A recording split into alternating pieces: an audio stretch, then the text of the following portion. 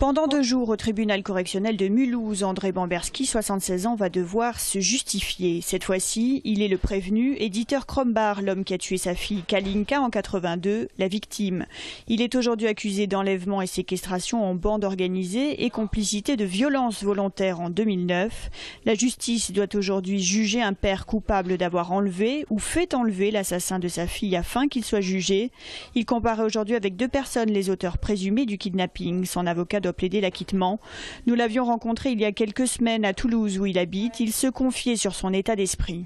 C'est un procès que je subirai en toute connaissance de cause.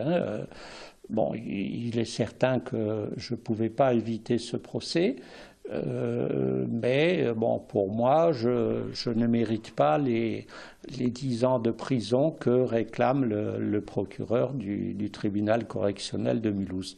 Injuste, je ne peux pas dire non, puisque si vous voulez, bon, effectivement, dans la mesure où j'étais d'accord pour le transport du docteur Krombacher d'Allemagne en France, j'ai confirmé et j'assume encore que j'avais donné mon accord préalable.